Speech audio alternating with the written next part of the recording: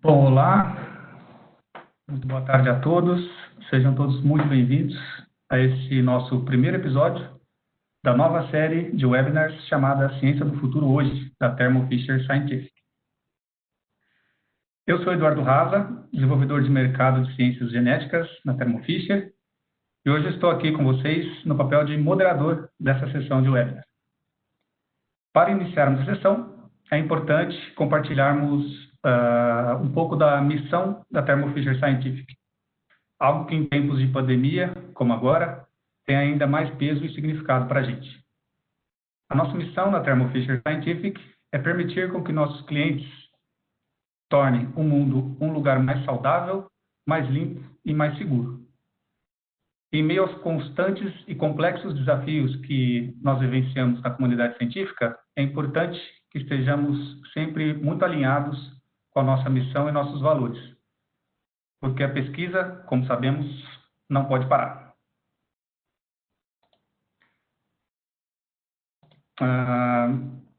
Então, é com grande satisfação que eu apresento para vocês a nova série de webinars da Thermo Fisher, A Ciência do Futuro Hoje.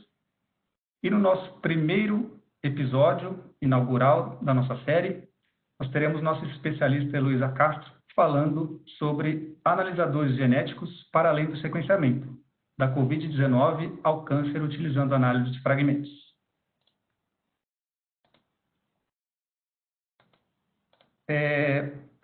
Vale lembrar que nos episódios seguintes da nossa série Ciência do Futuro Hoje, trataremos de vários temas também de vanguarda, com inovações científicas e tecnológicas realmente disruptivas, trazendo o que há de mais novo em medicina de precisão, anticorpos monoclonais e imuno-oncologia. Então, fique atento não só a este, mas também aos próximos episódios dessa nova série. E fique atento também às nossas redes sociais, pois estamos sempre atualizando as informações por lá. Bom, aqui nessa série você conhecerá soluções e ferramentas que parecem algo futurista, mas que já se encontram a serviço da comunidade científica. E já estão quebrando vários paradigmas em pesquisa, saúde e medicina. Antes de começar, eu queria dar alguns lembretes para vocês.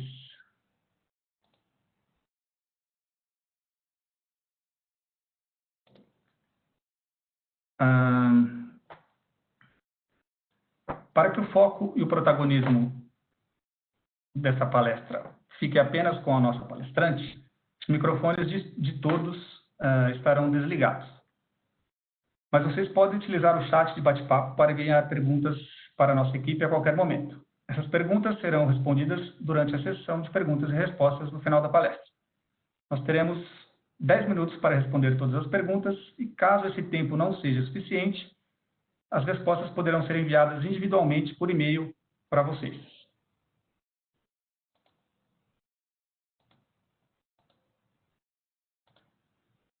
Bom, agora sem mais delongas, eu apresento para vocês a Heloísa Castro, que será a palestrante da nossa sessão de hoje.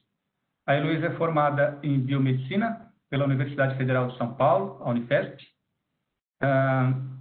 de onde também obteve seu título de mestre em Ciências pelo Programa de Pós-Graduação em Biologia Molecular.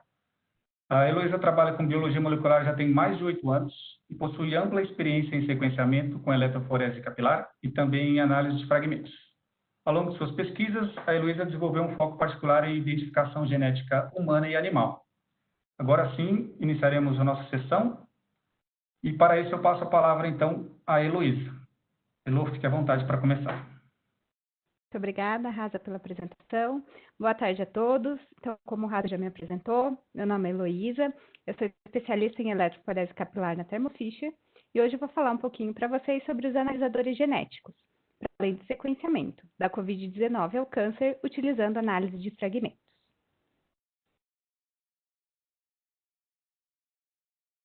Bom, a definição de um analisador genético ou dos analisadores genéticos são sistemas automatizados para eletroforese capilar com detecção de fluorescência laser induzida.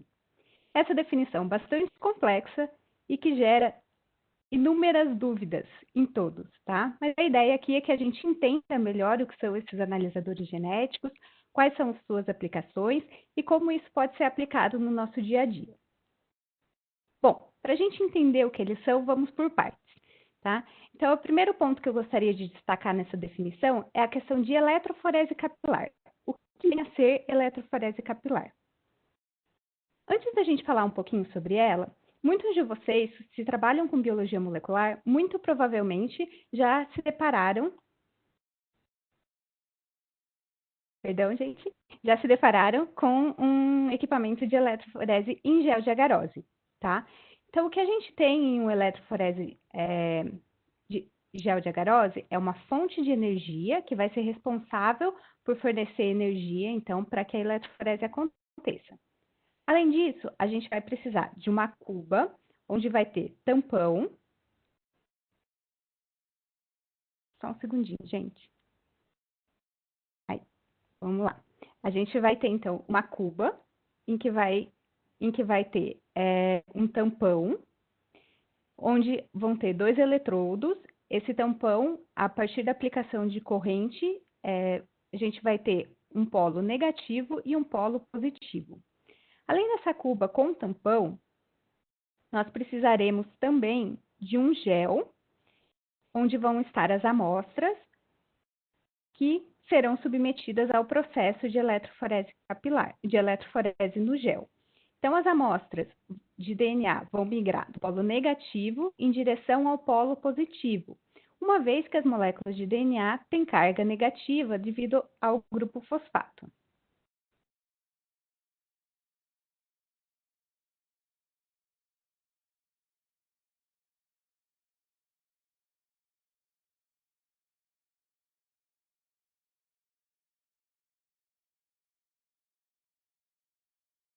A resolução desse gel de agarose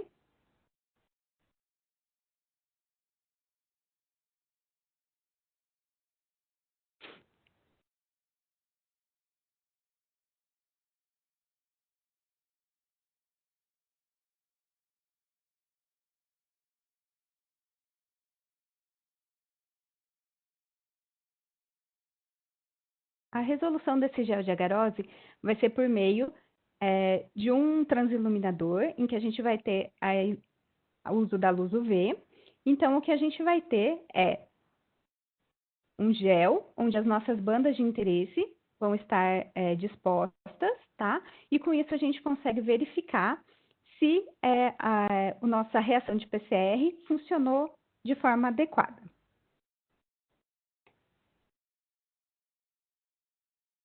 Em paralelo com a eletroforese em gel, a gente vai ter a eletroforese capilar.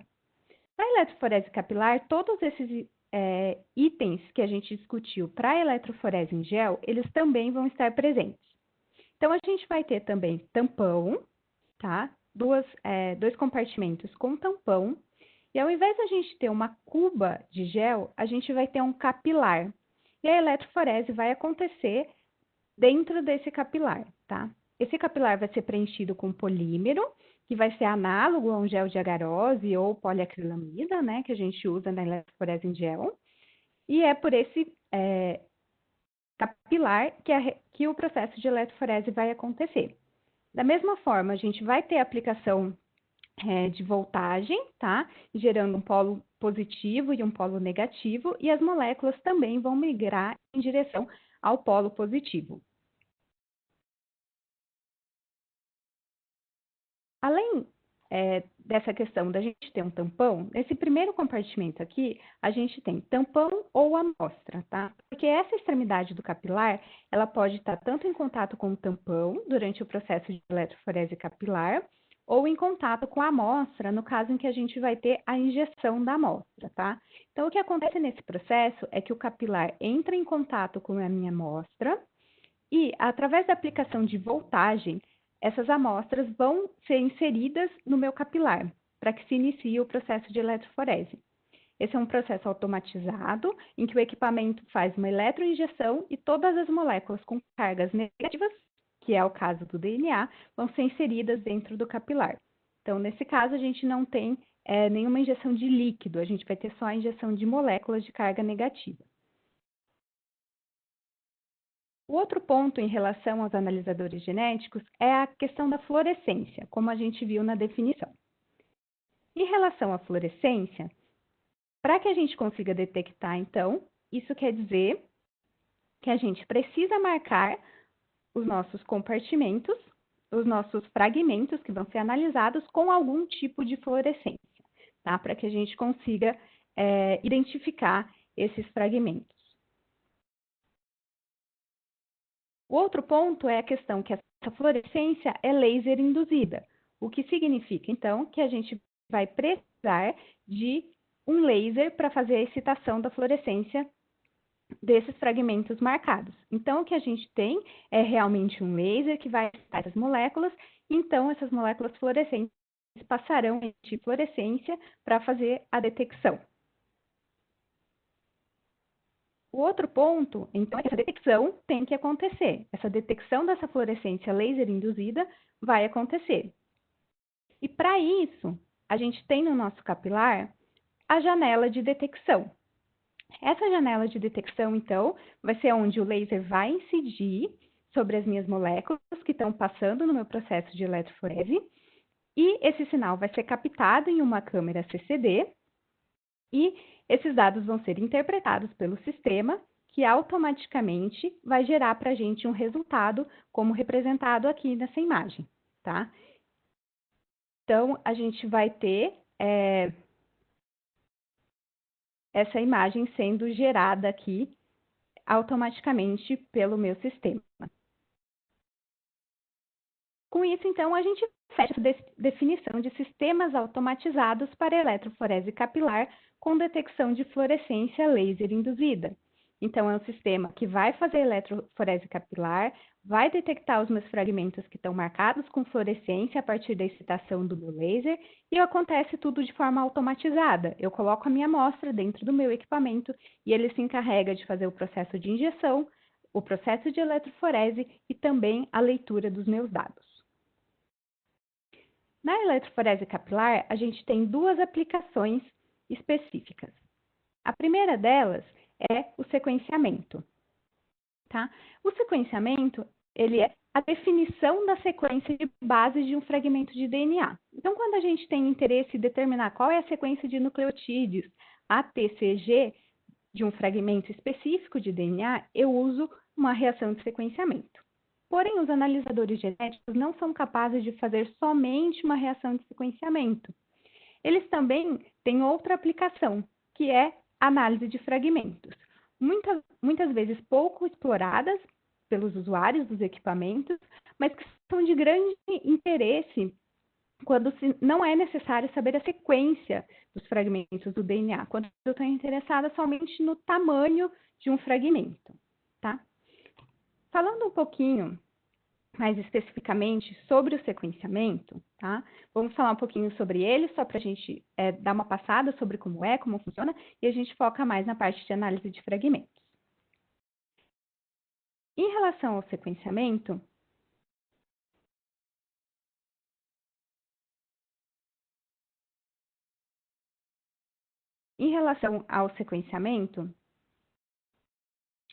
a gente vai ter a forma mais comum utilizada é o método de Sanger ou o método de terminação em cadeia. Esse método, ele se baseia na própria formação, na própria polimerização do DNA. Então, o que a gente tem quando um DNA está sendo polimerizado são os DNTPs, que, através da ação de uma DNA polimerase, ela vai fazer a ligação de dois nucleotídeos consecutivos. Então, a gente tem os deoxinucleotídeos, A, T e G, e a DNA polimerase, então, ela vai fazer uma ligação fosfodiéster através de uma hidroxila e do grupamento fosfato de deoxinucleotídeo seguinte, formando a ligação fosfodiéster. O método de Sanger ou de terminação em cadeia, o que ele faz é remover esse grupamento hidroxila aqui do meu DNTP. Então, ele vai ser chamado de ddNTP, ou seja, um dideoxinucleotídeo. Ele não tem esse grupamento hidroxila livre aqui. Portanto, a DNA polimerase não consegue estender a minha cadeia, tá? E isso é utilizado através da marcação de fluorescência desse DNTP. Então, o meu DNTP ele não só é modificado, retirado esse grupamento hidroxila, como também marcado com fluorescência.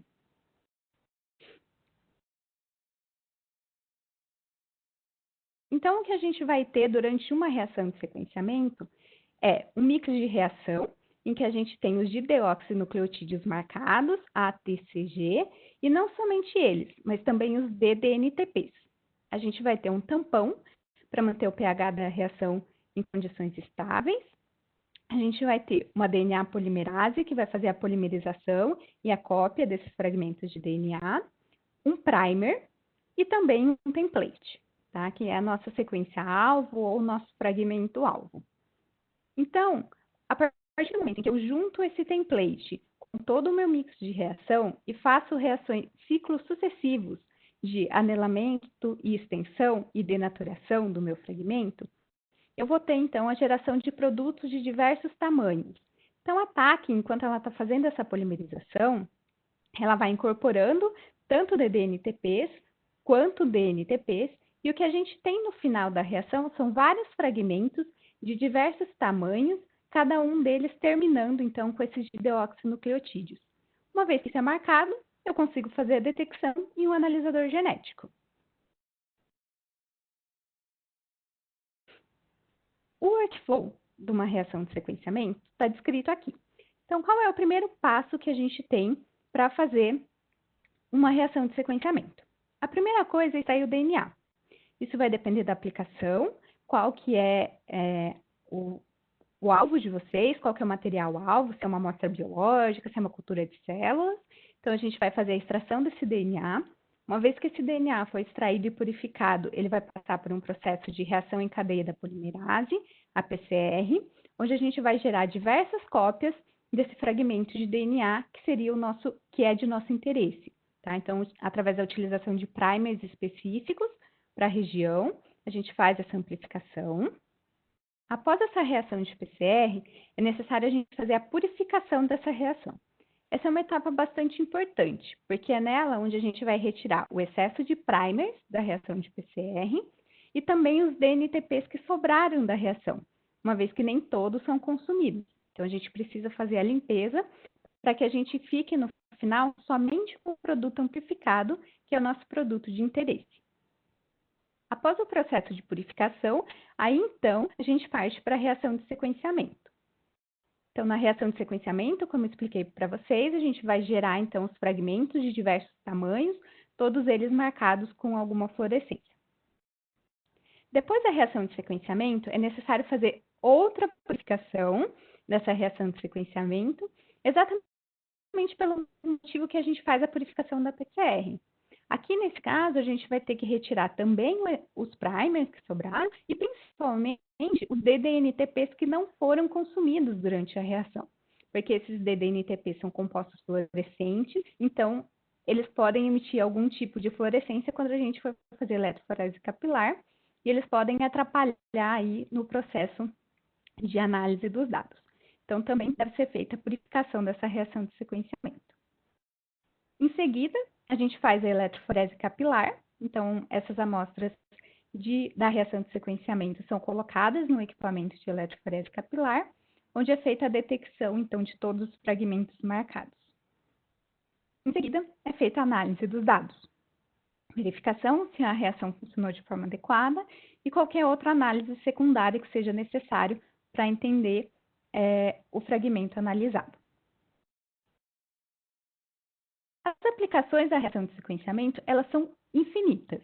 É basicamente o que vocês quiserem analisar de sequência de DNA, tá? Então, a gente pode fazer o sequenciamento de regiões específicas, seja para detecção de alterações genéticas, como, por exemplo, mutações, análise de polimorfismos. A gente pode fazer também identificação de patógenos, além da genotipagem de vírus, como, por exemplo, genotipagem de HIV, genotipagem de HCV, além do melhoramento genético, principalmente na questão de plantas e animais. em que essas modificações no DNA ou alguma característica que seja importante aí pode ser detectada por sequenciamento. Além do clássico, né, da validação de dados de NGS, hoje muita gente tem aí utilizado dados de NGS e, claro, né, o sequenciamento Sanger continua sendo a técnica Gold Standard, então todos os dados gerados no sequenciamento de NGS, eles são validados por Sanger também. Além do sequenciamento microbiano e do sequenciamento mitocondrial, aí o sequenciamento mitocondrial bastante utilizado também na parte forense, tá? Então, o resultado gerado em um sequenciamento está aqui apresentado nesse slide. Então, a gente vai ter a sequência em bases, né, do meu DNA, da minha região de interesse, que a gente está analisando, certo? Agora, focando um pouco mais aí na nossa análise de fragmentos, que é o grande foco do nosso webinar.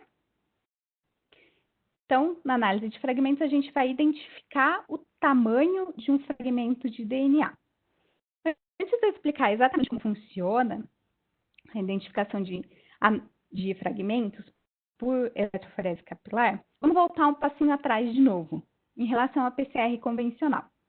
Na PCR convencional, o que a gente tem é um fragmento de DNA alvo que tem a nossa região de interesse. Eu utilizo um par de primers, um primer F e um primer R, para eu fazer essa amplificação, sendo esses primers específicos para a região em que eu quero analisar. Além disso, eu preciso colocar na minha reação os DNTPs, o tampão e a DNA polimerase. E essa DNA polimerase vai se encarregar de gerar milhões de cópias do meu DNA-alvo ao longo dos ciclos da reação de PCR. Como a gente já viu, após uma reação de PCR, então, a gente vai ter a resolução disso em um gel de agarose. No caso do exemplo aqui, a gente tem dois fragmentos, né, que são gerados, dois fragmentos de tamanhos diferentes, e que no gel de agarose aparece como duas bandas, tá? Então, isso aqui seria uma ideia de amplificar dois fragmentos do mesmo tamanho em uma mesma amostra. A grande diferença em relação à análise de fragmentos é que esses primers precisam ser marcados. Como a gente conversou no início da apresentação, os sistemas de eletroforese capilar, eles vão detectar fluorescência. Então, eu preciso, de alguma forma, marcar esses fragmentos com fluorescência. Para isso, eu uso um dos primers marcados com alguma fluorescência que seja do meu interesse. Lembrando que só um dos primers precisam estar marcados, tá? Não precisa ser o primer F e o primer R. Pode ser qualquer um dos dois. E essa fluorescência aí não interfere na eficiência dos primers. Então, realmente, tanto faz qual vai ser marcado. Esses fragmentos gerados, então, eles vão ser marcados e eu consigo detectar no meu analisador genético. Então, qual que é o resultado que eu espero ter? Diferente do gel em que eu via duas bandas, quando eu corro isso em um equipamento de eletroforese capilar, eu vou ver dois picos, sendo que cada um desses picos corresponde a uma banda do meu gel. Seria exatamente a mesma coisa. Mas aqui a gente vê em formato de pico através da detecção da fluorescência.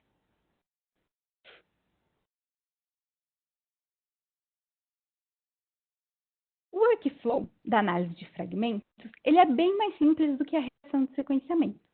Então, muitas vezes a gente acaba utilizando a reação de sequenciamento para fazer algum tipo de análise, em que a sequência exatamente não importa para a gente. A gente quer mais identificar o tamanho do fragmento. Então, para esses casos, é muito mais simples que eu faça a utilização de análise de fragmentos, uma vez que o workflow é mais simples e a gente consegue ter um resultado adequado para o que a gente precisa, tá? Então, para análise de fragmentos, assim como na parte de sequenciamento, a gente precisa fazer a extração do nosso DNA a partir da matriz que a gente vai utilizar. A gente vai fazer uma reação de PCR com esse DNA, então a gente vai gerar milhões de cópias do meu fragmento. Lembrando que os primers precisam ser marcados com fluorescência. A gente vai precisar fazer um preparo dessa amostra antes de colocar no equipamento de eletroforese capilar. Mas esse preparo é bastante simples. O que a gente precisa é somente juntar o produto gerado na PCR com um size standard, que a gente já vai falar um pouquinho sobre ele, tá? Então, é muito simples. A gente junta um pouquinho desse produto de PCR com um pouquinho de size standard e forma amida, que é o meio que a gente usa para fazer a eletroforese capilar. Em seguida, essas amostras preparadas são colocadas no meu analisador genético, são submetidas ao processo de eletroforese capilar, assim como na reação de sequenciamento, então a gente vai ter a detecção da fluorescência dos fragmentos, e esses dados vão ser transformados em gráficos que a gente vai fazer a análise de acordo com o interesse e a aplicação específica que a gente estiver utilizando. O que seria esse size standard, então, que eu falei para vocês? Quem já correu um gel de agarose sabe que uma das coisas que a gente precisa colocar no gel de agarose é o padrão de peso molecular, também conhecido como LEDER. O size standard funciona exatamente como a LEDER. Ele é um reagente que contém fragmentos de tamanhos conhecidos, porém marcados com fluorescência. Uma vez que a gente detecta a fluorescência no analisador genético, eles estão marcados, então, com fluorescência. E o que a gente tem nesse tubinho, então, são fragmentos com tamanhos específicos que a gente precisa colocar junto com a nossa amostra durante a eletroforese capilar. Diferente do gel de agarose, em que a gente coloca um LEDER para cada gel que a gente constrói, no equipamento de eletroforese capilar, a gente vai precisar colocar esse size standard em cada um dos poços, em cada uma das amostras que a gente estiver correndo. Por quê? Imaginem que um equipamento que tem mais de um capilar, eu posso fazer, vamos supor, um equipamento com 4 capilares. Eu consigo fazer análise de 4 amostras por vez. Mas cada capilar é uma eletroforese, cada capilar é um gel de agarose. Então, eu preciso colocar esse size standard junto com a minha amostra para que eu consiga fazer essa detecção. E eles devem ser marcados com uma fluorescência diferente da fluorescência dos primers que eu estou utilizando, tá? A gente tem isso disponível comercialmente, a gente tem marcado com fluorescência laranja e com fluorescência vermelha. E o que o sequenciador gera para a gente como resultado é isso aqui. Então, ele vai plotar em um gráfico o tempo de migração pelo tamanho do fragmento, que eu vou indicar para o meu equipamento qual é o size standard que eu estou utilizando. Tá? Então, com isso, a gente consegue construir uma reta em que a gente pode prever o valor de um fragmento que a gente está correndo. Então, no caso da imagem apresentada aqui, cada pico desse corresponde a um pico do size standard. E o pico que está em roxo corresponderia ao pico da nossa amostra, tá? Então, a gente consegue, de acordo com o tempo de migração, prever qual é o tamanho desse fragmento. E com isso, a gente consegue determinar precisamente qual é o tamanho do nosso alvo.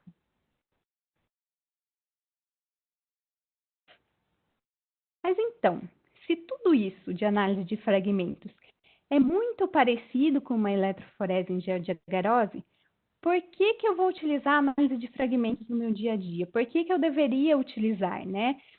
Provavelmente, se a gente está falando de equipamentos mais robustos, como os analisadores genéticos, está falando de compostos marcados com fluorescência, muito provavelmente vocês devem estar pensando que isso é muito mais caro. Então, por que eu deveria utilizar isso no meu dia a dia? Existem várias vantagens, claro, e eu ressalto aqui para vocês 3 vantagens principais. A primeira delas é a questão de resolução. Como a gente está falando de analisadores genéticos, de equipamentos que fazem reação de sequenciamento, a gente tem a capacidade de diferenciar fragmentos com apenas uma base de diferença. Para quem corre um gel de agarose, sabe que para você diferenciar 2 bandas em um gel, os fragmentos precisam ter tamanho bastante diferentes. A vantagem do analisador genético é que a gente consegue detectar essa diferença de apenas uma base.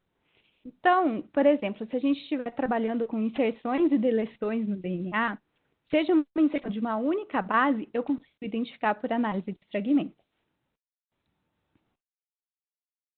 Além disso, a gente tem uma alta capacidade de fazer multiplex.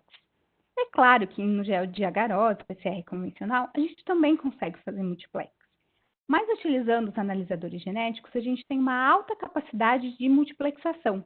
A gente consegue detectar até 6 cores em uma única corrida. Então, eu consigo marcar os meus fragmentos com diversos fluoróforos, que podem ser até 6. No caso 5, né, porque a gente vai precisar de um size standard junto aí, o size standard vai ocupar um canal de fluorescência, então eu consigo marcar os meus primers com até 5 fluorescências. E consigo detectar tudo isso ao mesmo tempo no sequenciador. Além disso, eu tenho um intervalo grande de produtos que eu consigo analisar. Eu consigo analisar produtos de 30 a 1.200 pares de base. Então, isso aumenta também o leque aí de coisas que a gente consegue analisar e colocar em uma única reação. Outro ponto bastante importante, que é uma grande vantagem também em relação à análise de fragmentos, é que, utilizando os analisadores genéticos, a gente consegue fazer quantificação. É claro que não é uma quantificação tão precisa como, por exemplo, se eu for usar uma PCR em tempo real. Tá? Para quantificações mais absolutas, como definição de carga viral, por exemplo, PCR em tempo real é mais indicado. Mas se precisar fazer uma quantificação que não é assim tão robusta, eu consigo fazer isso por análise de fragmentos também. Eu consigo fazer uma quantificação relativa da intensidade de fluorescência. E vocês vão ver que isso, em algumas aplicações, é bastante interessante. Tá?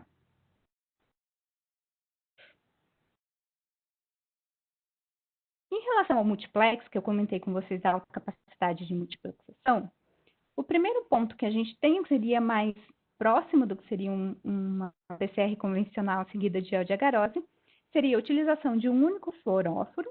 Então, eu vou fazer uma reação, uma PCR, com um único fluoróforo e vou gerar um único fragmento, então, marcado com essa única fluorescência. Se eu pensar em multiplex de várias cores, então eu posso usar vários primers marcados com diversas cores em um único tubo. E isso vai me gerar fragmentos de diversas cores, marcados, então pode ser tamanhos diferentes, marcados com diferentes fluorescências. Mas eu entendo e eu sei que na prática, muitas vezes é difícil a gente conseguir juntar vários primers em uma mesma reação e fazer um único multiplex. Qual é a parte legal da análise de fragmentos? É possível fazer todas as reações em separado. Muitas vezes é difícil combinar um jogo de primers que não permite amplificações inespecíficas, que eu vou ter todas as bandas bonitinhas sem geração de produtos secundários. E na análise de fragmentos, a gente consegue fazer essas reações separadas. Então, não necessariamente a gente precisa gastar maior tempo fazendo uma padronização de uma reação multiplex. Eu consigo fazer tudo isso separado e na hora de eu jogar no meu equipamento, eu consigo misturar tudo e correr todos em um único poço de eletroforese. Então, isso também aumenta a possibilidade aí de utilização do sequenciador e otimização também do processo. Então, isso é bastante interessante em relação à análise de fragmentos também.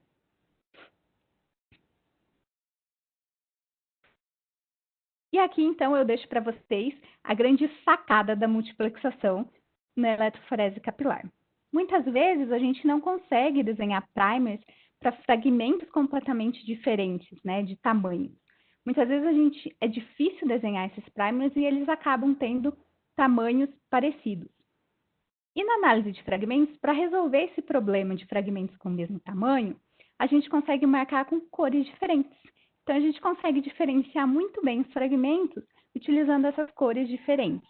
Aqui, representado pelas setas, então, a gente tem fragmentos marcados em preto, que no caso seria o amarelo, né? Aqui no resultado ele aparece em preto, e fragmento verde sobrepondo. E nessa seta maior aqui, onde tem até uma faixa cor-de-rosa no meio, a gente tem vários fragmentos de várias cores se sobrepondo. Tá? Então, a análise de fragmentos utilizando a eletroforese capilar também tem essa grande vantagem de você poder combinar fragmentos que tenham o mesmo tamanho em uma única injeção de eletroforese. Em relação às aplicações, eu trago aqui para vocês algumas, porque assim como o sequenciamento, o que a imaginação permitir, provavelmente vocês vão conseguir fazer com análise de fragmentos, tá? Gostaria de destacar aqui alguns deles. Então, a gente tem uma coisa bastante utilizada, né? Análise de fragmentos. Acho que muita gente, quando fala análise de fragmentos, logo pensa em paternidade, análises forenses, tá? Análise de fragmentos é amplamente utilizada nesses campos, claro. A gente pode fazer análise de microsatélite, qualquer tipo de microsatélite, análise de quimerismo, como é o caso de transplantados de medula.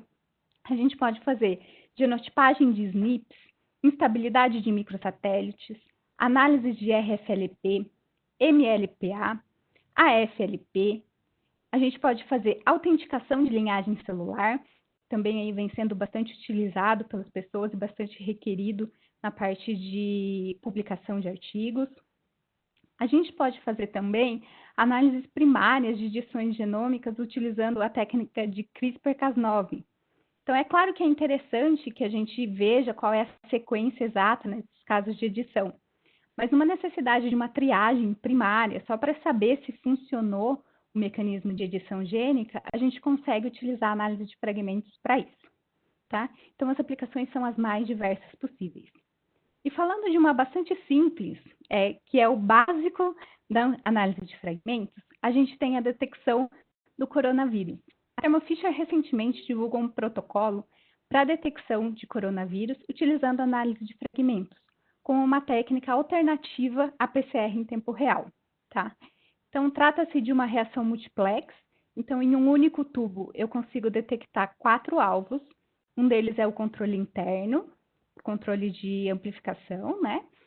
E 3 proteínas virais, a proteína N, a ORF1AB e a proteína S. A análise desse protocolo é feita utilizando o Ginimapper ou os aplicativos disponíveis na Thermo Fisher Cloud, e todos os painéis e bins para análise estão disponíveis. Então, quem já faz análise de fragmentos aí sabe muito bem do que eu estou falando, de painéis e bins. Então, o cliente não vai ter o trabalho de desenhar o painel e bin para análise, já está tudo disponível. Esse protocolo é compatível com os equipamentos 3500, 3500XL e com o SIGStudio. E o protocolo, que está aqui representado para vocês na imagem, ele contém todas as informações para amplificação e eletroforese, incluindo a sequência de primer necessária para realização do ensaio. Tá? Ele é um ensaio bastante simples e ele é capaz de detectar até 5 cópias do RNA viral por reação. Aqui nessa imagem, então, está representado para vocês qual que é o resultado gerado por esse protocolo. Então, o primeiro pico aqui é do nosso controle interno de amplificação, e os 3 picos seguintes são as 3 proteínas virais. Aqui vocês estão vendo 3 picos seguintes, né, representando como se fosse cada uma bandinha no nosso gel de agarose, e elas têm intensidades aqui, então a altura dos picos, que seria a intensidade de fluorescência, diferente para cada um dos alvos. Isso é normal, tá?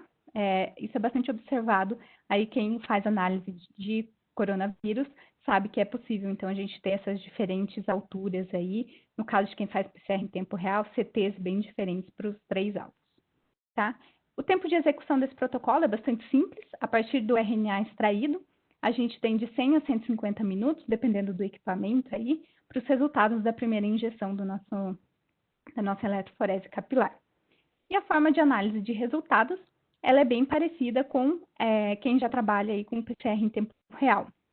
Então, o nosso controle interno ele tem que estar sempre presente para ser um resultado válido. Caso ele esteja ausente, o resultado é inválido e deve ser repetido. Ele é um controle de amplificação.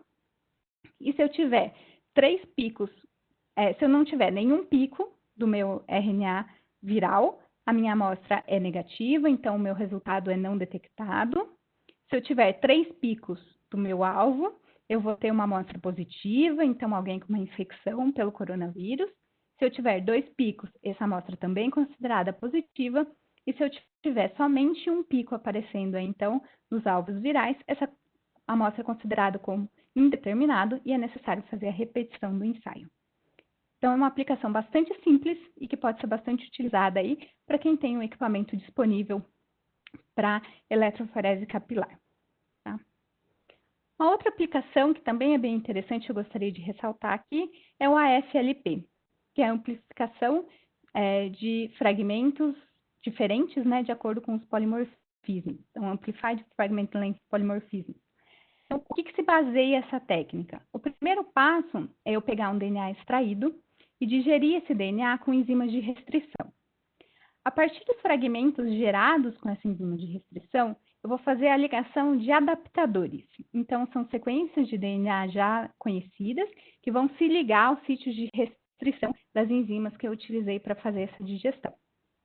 A partir disso, eu vou utilizar primers marcados com fluorescência, que vão se ligar a esses adaptadores, então, como eu disse, em sequência conhecida, e aí, com isso, eu vou realizar a amplificação desses fragmentos aí, e o resultado que a gente vai ter é o que está mostrado aqui nesse gráfico. Então, a gente vai ter padrões diferentes dependendo da sequência de DNA que eu estou analisando, tá? E com isso, a gente consegue definir padrões para saber, por exemplo, se organismos são parecidos, construir árvores filogenéticas. Eu destaco aqui para vocês em vermelho 2 regiões, onde a gente vê o padrão de picos subindo em azul aqui, que os padrões são bem diferentes nessas 2 regiões especificamente. Então, em azul seria o nosso alvo, tudo amplificado aí, e em vermelho seria o nosso size standard, o nosso padrão de peso molecular aí, colocado junto com as amostras.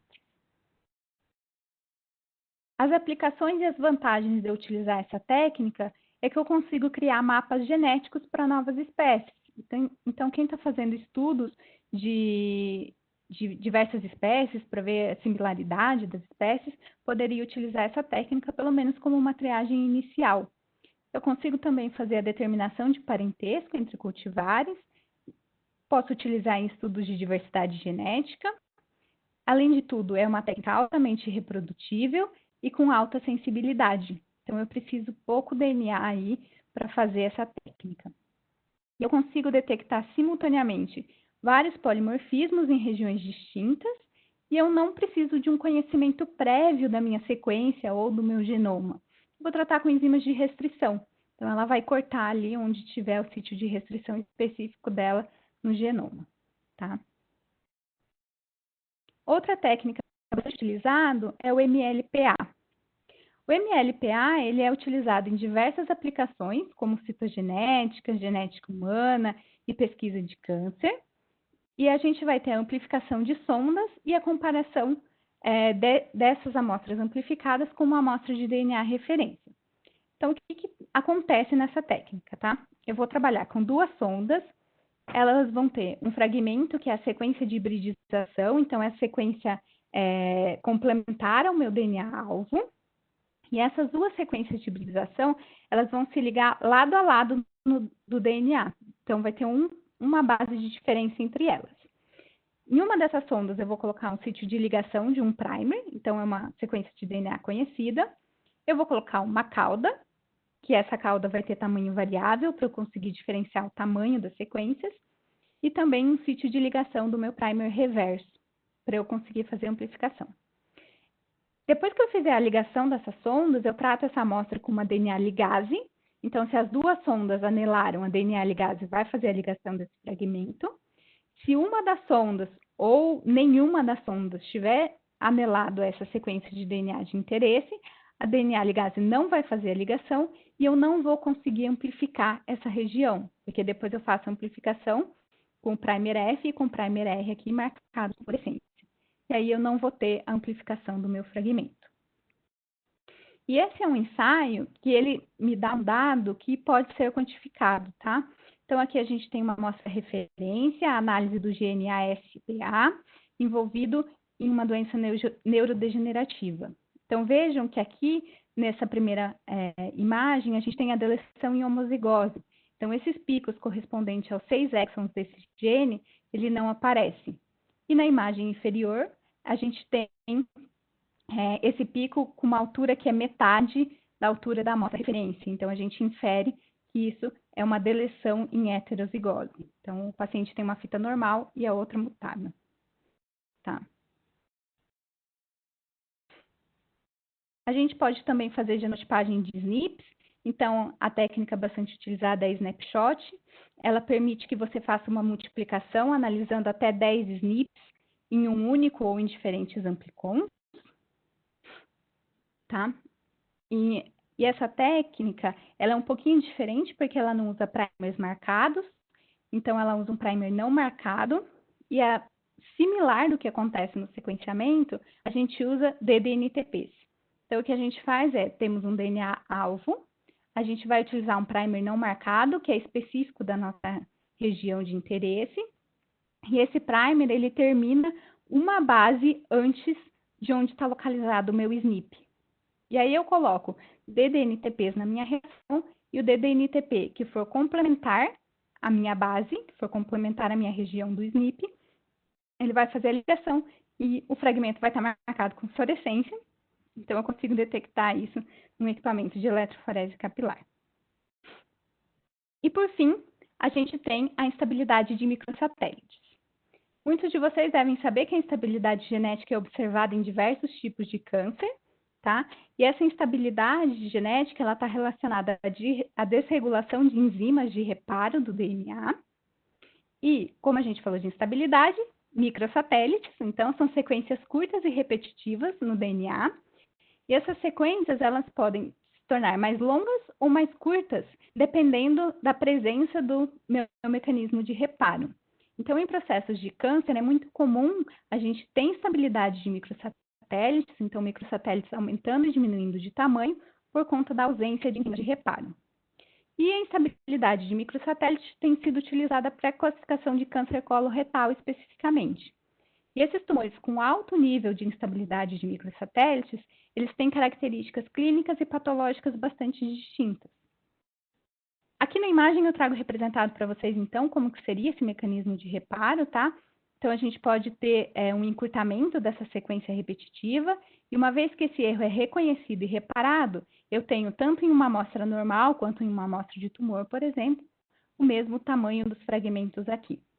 Do lado direito, a gente tem um caso de instabilidade de microsatélite, em que o mecanismo de reparo não aconteceu e eu começo a ver fragmentos com tamanhos menores, aqui marcado em azul claro, em relação ao que seria uma amostra normal. Então, isso é instabilidade de microsatélite.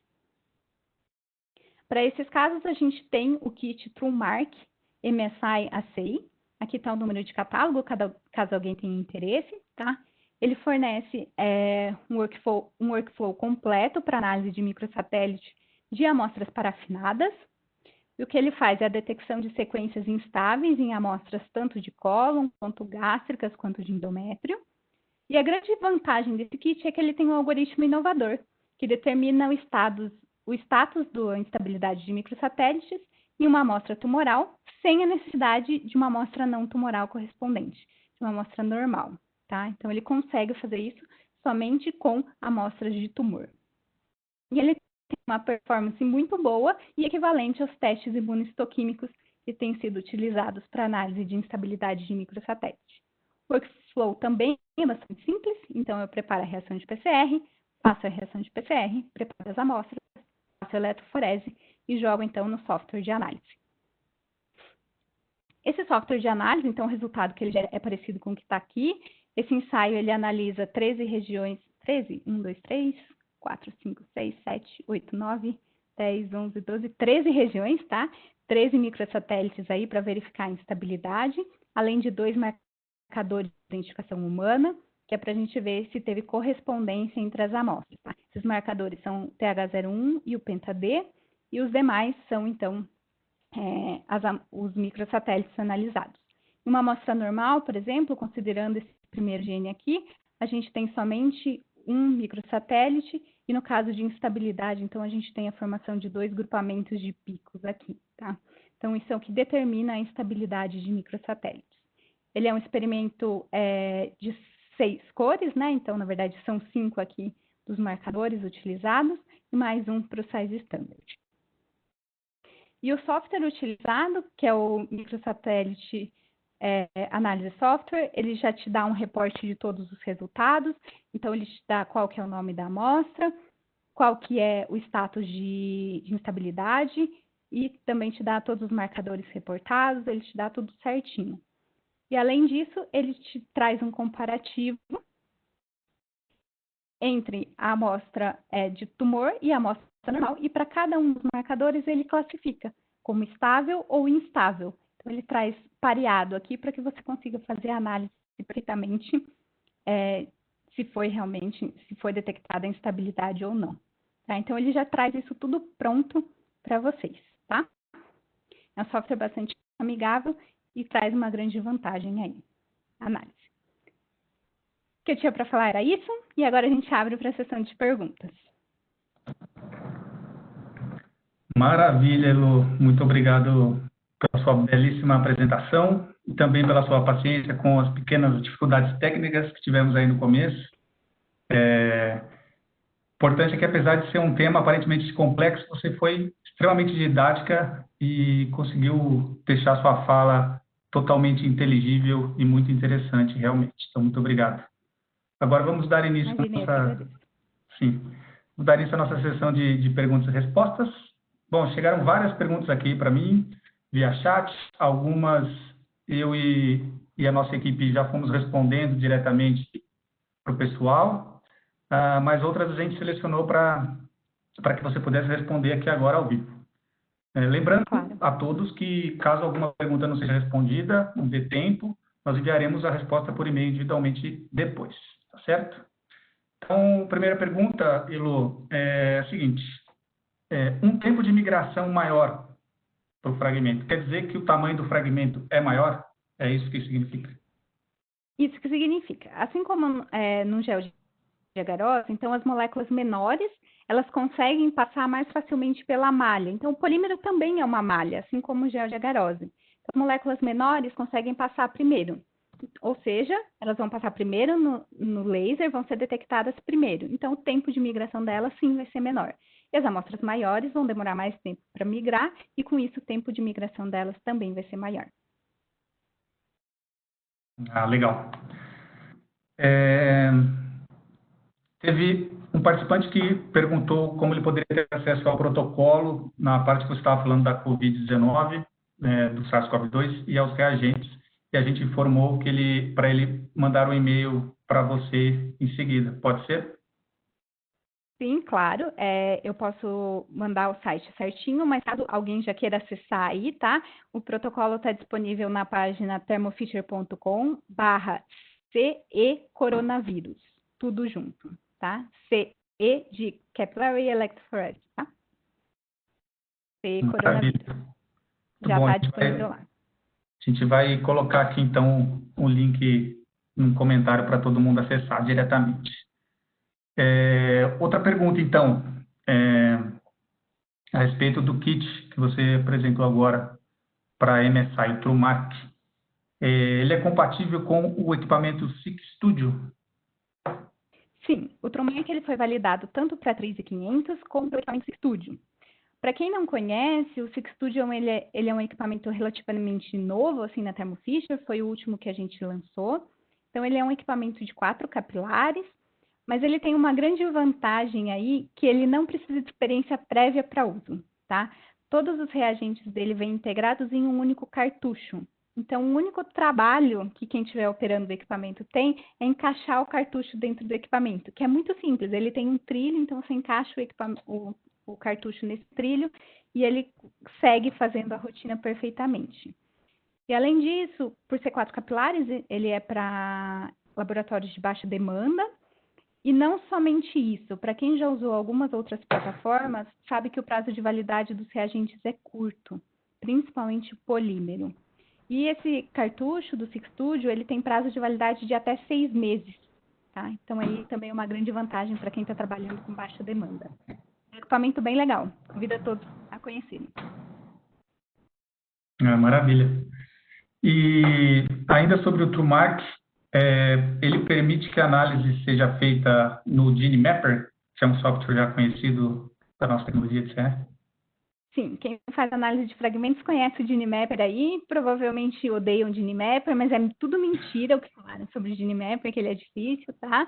Ele é um software muito legal, muito fácil, estou aí para ajudar quem tiver problemas com eles, quem já é usuário e tem problemas com ele, estou aí para ajudar, tá? O TrueMark, sim, ele pode ser analisado no GeneMapper, mas ele tem uma pequena diferença para quem optar por fazer análise em GeneMapper. Ele não tem esse algoritmo que permite a análise somente da amostra tumoral. Então, quem estiver fazendo análise em GeneMapper, obrigatoriamente tem que correr uma amostra normal junto com a amostra tumoral correspondente. Legal. De novo, sobre a detecção do coronavírus, né, do SARS-CoV-2. O protocolo ele está validado para qual configuração do 3500 e qual o tipo de polímero e capilar que pode se utilizar nesse protocolo? Ok, o protocolo de coronavírus, então, ele é validado tanto para o 3500 como para o Six Studio, e no 3500 a gente tem painel e BIM disponível para POP4, POP6 e POP7, então qualquer tipo de polímero consegue correr esse protocolo, tanto para capilar de 50 quanto para capilar de 36 centímetros. Tá? Lembrando que a análise de fragmentos você pode correr em qualquer um dos polímeros, tá? Não existe um polímero específico para análise de fragmentos. No caso do 3500. No caso do Six Studio, só temos um tipo de polímero, que é o POP1, utilizado em todas as aplicações. Bacana. Para o kit TrueMark de instabilidade microsatélite, é preciso analisar uma amostra normal do mesmo paciente? Como eu estava explicando em relação até ao uso do software, tá? A gente consegue correr, ele tem um algoritmo, o software de análise do TrueMark, né? Que foi liberado especificamente para o TrueMark. Lembrando que esse software não é preciso comprar, ele está disponível para baixar do site. Então, você consegue, nesse software, correr somente a amostra tumoral. Ele tem um algoritmo que consegue detectar a instabilidade de microsatélite sem a necessidade de uma amostra normal correspondente. Maravilha. Tem mais uma pergunta aqui, mas antes queria dar um recado para o pessoal. Caso tenha alguma pergunta a mais aí, pode fazer que ainda dá tempo, a gente ainda tem alguns minutinhos, tá, pessoal? Deixa eu ler essa próxima pergunta, e eu já vi que estão me pedindo o link aqui do site do protocolo. Já vou pegar e já vou colocar aí, só um minutinho. A outra pergunta é: existem diversos tipos de size standards disponíveis. Qual eu devo utilizar? Sim, a gente tem size standards marcados com a fluorescência ROX e com a fluorescência LIS. Então, a LIS é a fluorescência laranja e ROX é a fluorescência vermelha. E tem vários tamanhos. Então, se a gente olhar lá no site da Thermo Fisher, por exemplo, a gente tem o GS 120 ROX, GS 500 ROX, tá? Esse número que vem no meio, que vem junto, né, é o tamanho máximo do fragmento que eu vou analisar. Na aplicação como Snapshot, por exemplo, a gente espera fragmentos menores, tá? Porque a gente não tem uma amplificação propriamente dita. Nesse caso, é recomendado o LIS ou ROX 120, que então ele tem 120 pares de base, é um fragmento menorzinho. Se eu estiver fazendo análise, por exemplo, de um fragmento com 550 pares de base, eu devo usar o LIS 600, que ele vai até 600 pares de base. Então, o tamanho do meu fragmento que eu estou analisando, ele tem que estar dentro do intervalo que o meu size standard cobre. Então, o LIS 600 vai até 600 pares de base. Se eu estou analisando um fragmento de 550, eu tenho que usar ele. Já se eu estiver analisando um fragmento de 400 pares de base, eu conseguiria usar tanto o LIS 600 quanto o LIS 500, que compreende o fragmento de 400 pares de base.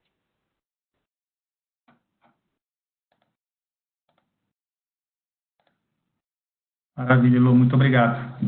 Pessoal, só avisando que o site que a Elô comentou, www.thermofisher.com/ce-coronavírus, eu coloquei o link aí, mandei uma mensagem para todos os participantes, espero que vocês consigam clicar aí.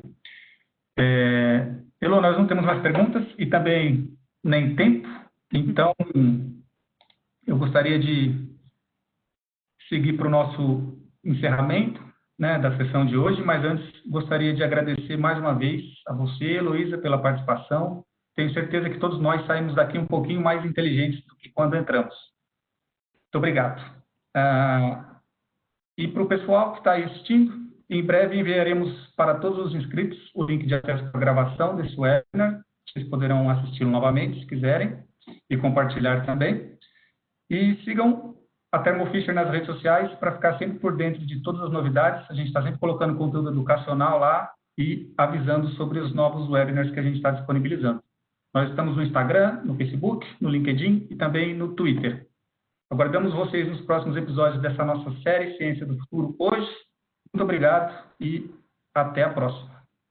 Tchau, pessoal. Muito obrigada, gente. Bom trabalho aí para todo mundo. Tchau, Lu. Tchau.